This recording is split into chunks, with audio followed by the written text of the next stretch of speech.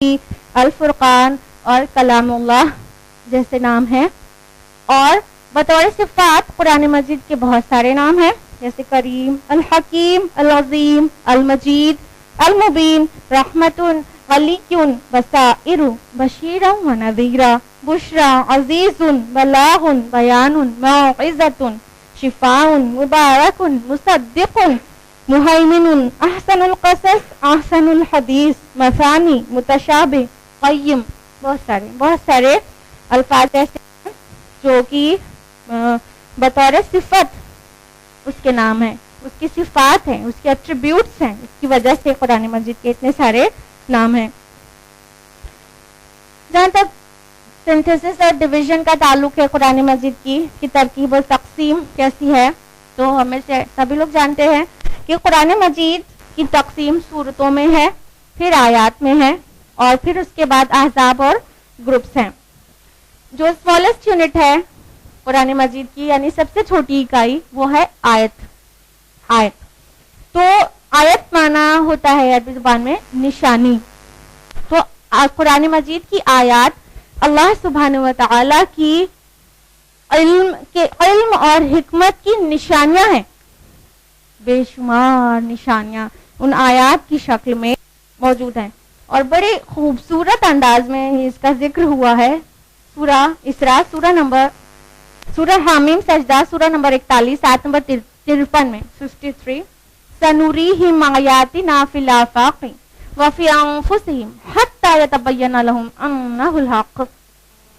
اللہ سبحانہ و تعالیٰ کہتے ہیں کہ ہن قریب ہم ان کو دکھائیں گے اپنی آیات، اپنی نشانیاں، آفاق میں بھی اور ان کے اپنے نفوس میں بھی، یہاں تک کہ یہ واضح ہو جائے، ثابت ہو جائے کہ یہ حق کی طرف سے ہے.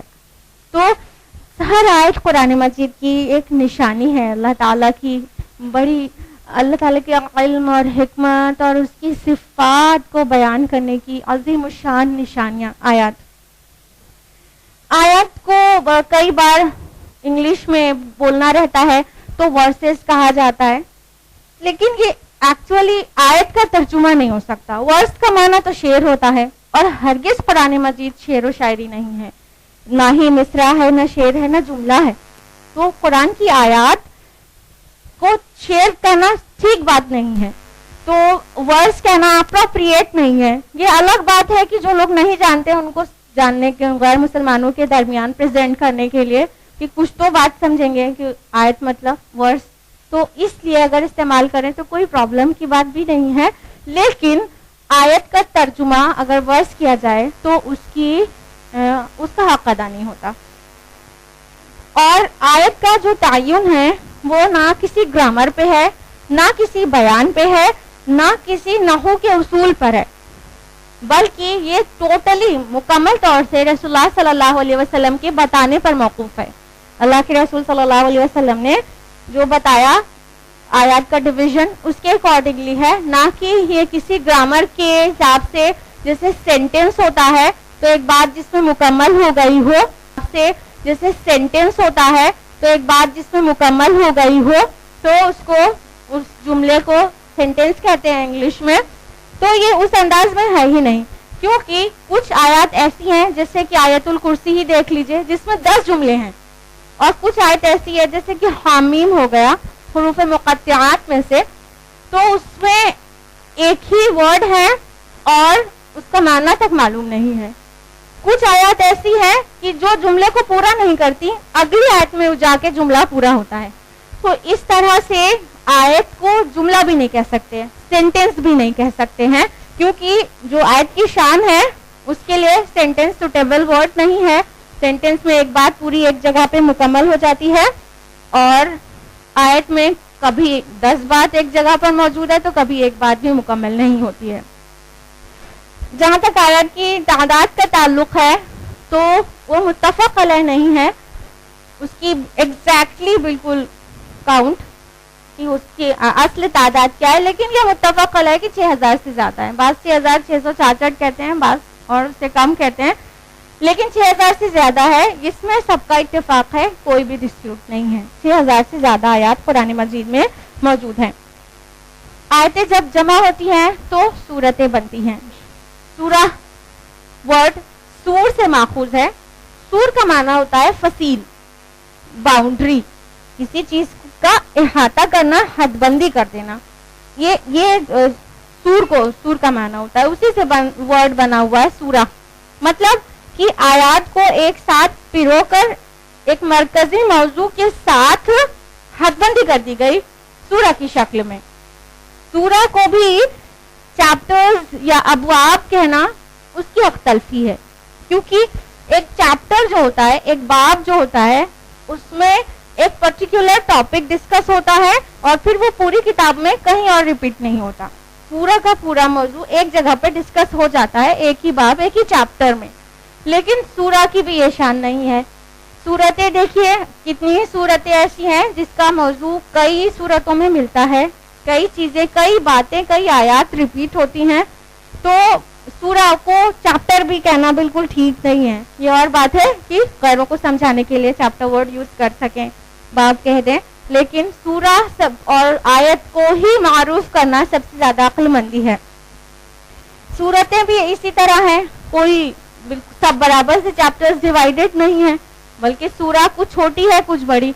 आपको पता है सूरतुल कौसर सिर्फ 3 आयत पर मबनी है और कुरान मजीद में 3 सूरतें ऐसी हैं जो जिसमें सिर्फ 3 ही आयत है। लेकिन वहीं पर सूरतुल बकरा है, तवील तरीन सूरा, जिसमें 286 आयत हैं। तो इस तरह सूरा जो है वो भी एक्चुअली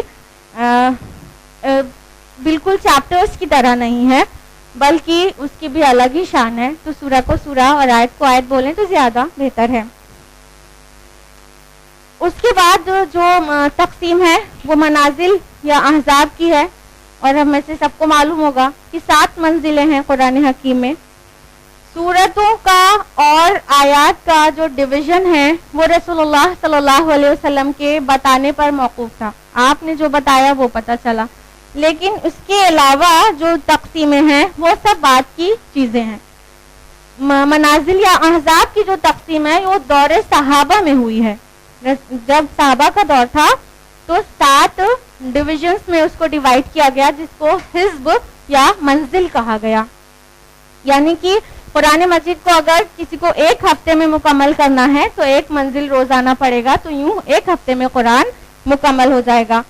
और ये भी इंतहाई खूबसूरत तकसीम है, बहुत ब्यूटीफुल डिवीजन है, क्योंकि कुछ हिज्ब छोटे हैं कुछ बड़े, बिल्कुल इक्वली डिवाइड नहीं किया गया है उसके अल्फाज के एतबार से। छोटे बड़े हिज्ब हैं, लेकिन सूरतों की फसील कहीं टूटती नहीं है।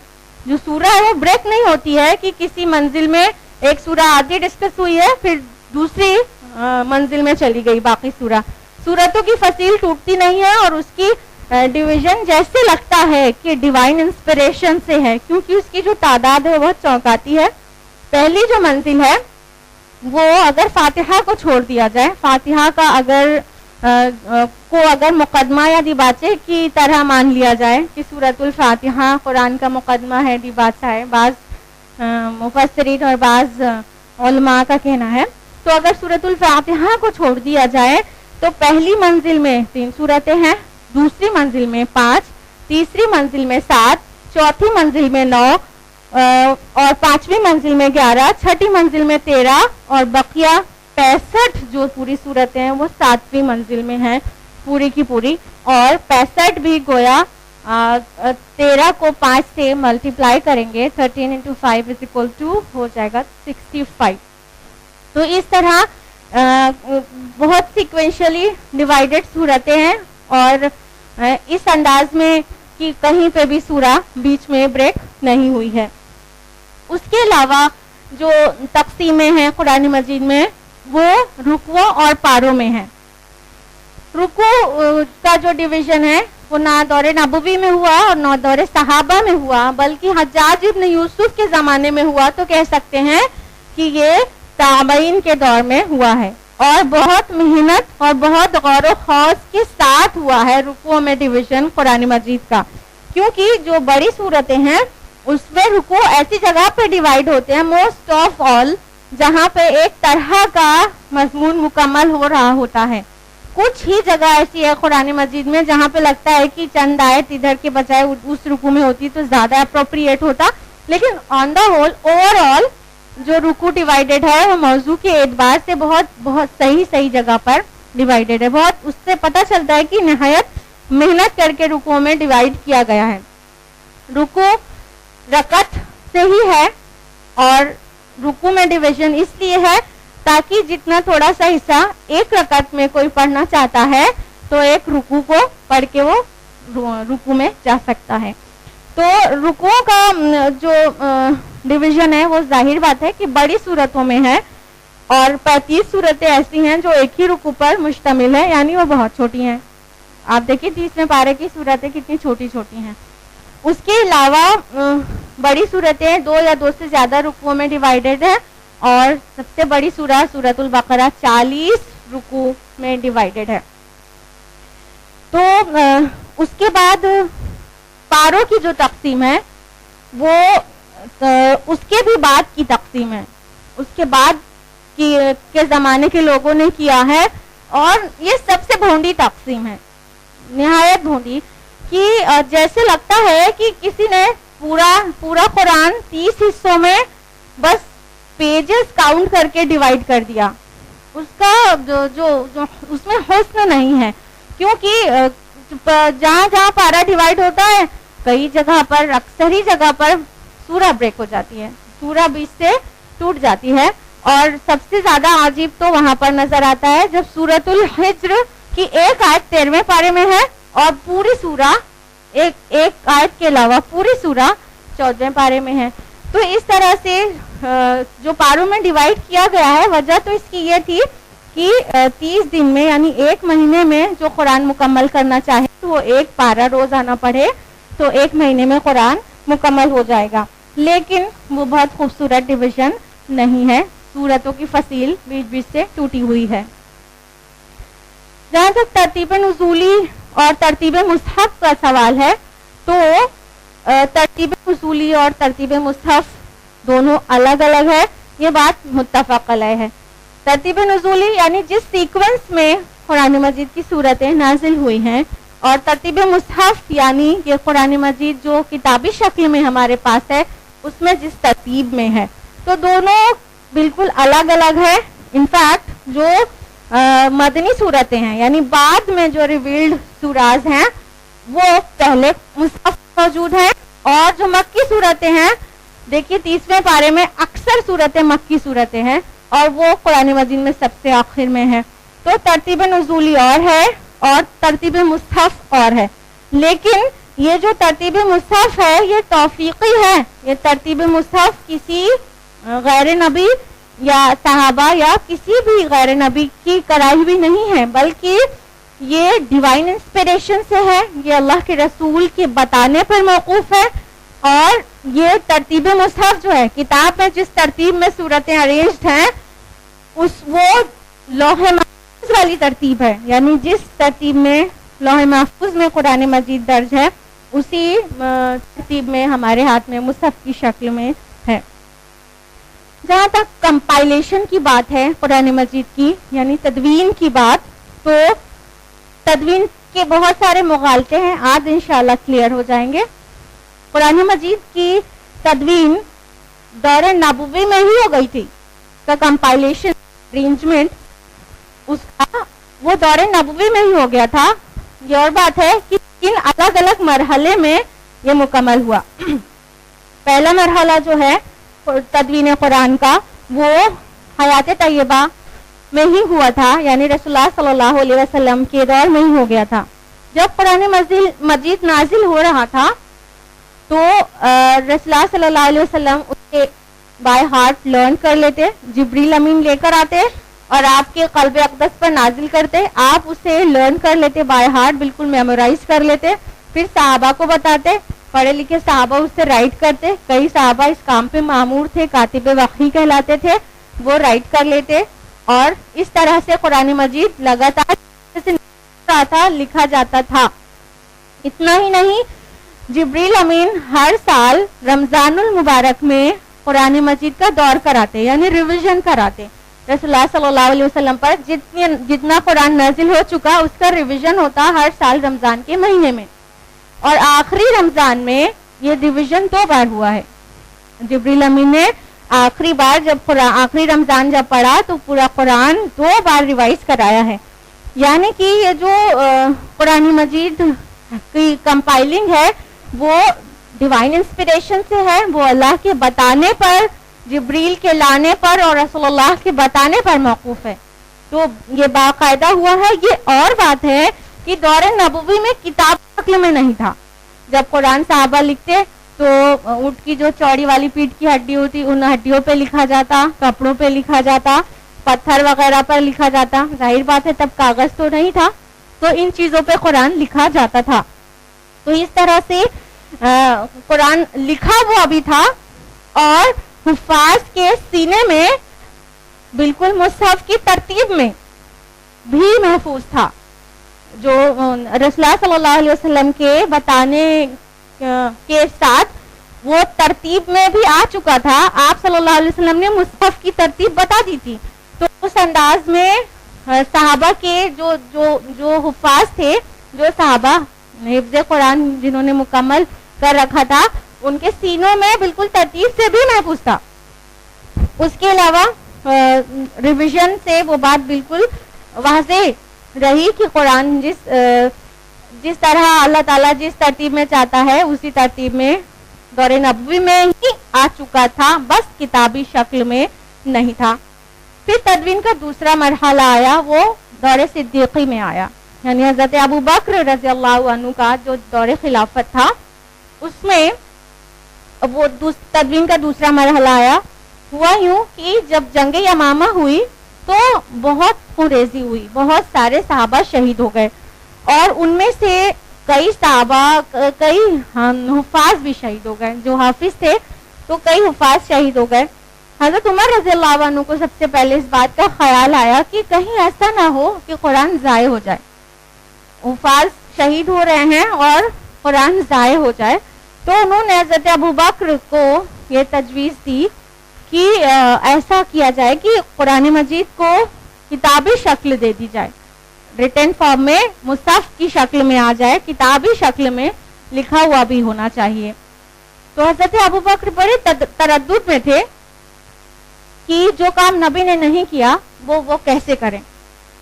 بہرحال کچھ ان کو کنونس کرنے کے بعد وہ پھر راضی ہو گئے اور حضرت عمر سے فرمایا کہ اللہ تعالیٰ نے تمہاری تجویز کے لیے میرا سینہ کھول دیا ہے.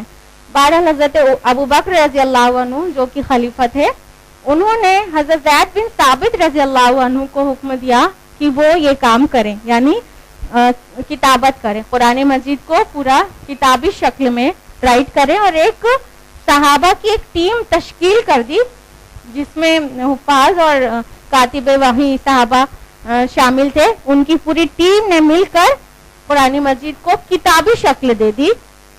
اور پھر یہ کام کتنے دن میں ہو گیا تھا؟ رسول اللہ صلی اللہ علیہ وسلم کے وصال کے 2 سال کے اندر اندر. اور آسمانی کتابوں کے ساتھ جو ہوا 200 سال کا فاصلہ ہو گیا اس کو کتابی شکل میں آنے میں, اس لیے اتنی ترمیم اور تبدیلی ہو گئی. لیکن قرآن مجید کتابی شکل میں آنے میں بھی 2 سال کے اندر اندر ہو گیا تھا. مصحف کی جو ترتیب ہے وہ اللہ کے رسول نے بتا دی تھی, سینے میں تھی, حفظ تھی, وہ کتاب کی شکل میں آنے میں بھی 2 سال سے زائد وقت نہیں لگا. نام رکھنے کی بات ہوئی تو سب نے اپنی اپنی تجویز پیش کی, جس میں سے حضرت عبداللہ ابن مسعود کی تجویز فائنلی سلیکٹ ہو گئی اور انہوں نے نام ریکمینڈ کیا تھا مصحف. تو قرآن مجید کو کتابی شکل کا نام مصحف پڑ گیا. یہ تھا تدوین کا دوسرا مرحلہ. اور پھر تیسرا مرحلہ تھا وہ حضرت عثمان رضی اللہ عنہ کے دور خلافت میں ہوا. اور یہیں پہ لوگوں کو غلط فہمی ہو جاتی ہے کہ قرآن کی کمپائلنگ حضرت عثمان کے دور خلافت میں ہوئی ہے, جبکہ ایسا نہیں تھا. پہلا مرحلہ ابھی آپ جان گئے کہ کتنا کام ہو چکا تھا, دوسرے مرحلے میں کتابی شکل میں آ چکا تھا, لیکن تیسرے مرحلے میں کیا ہوا ہے وہ بھی آج جان لیجئے کہ جب حضرت عثمان کا دور تھا تب تک آتے آتے قرآن بڑے الگ الگ لہجے میں پڑھا جانے لگا تھا, اور لہجے کے فرق کی وجہ سے الفاظ میں بھی فرق ہونا شروع ہو گیا تھا, اس کی جو حروف ہیں اس میں بھی فرق آنے لگا تھا. کہا جاتا ہے کہ قرآن کو سٹارٹنگ میں 7 ڈائلیکٹس میں پرمٹ کیا گیا تھا, 7 لہجوں میں اجازت دی گئی تھی. تو لیکن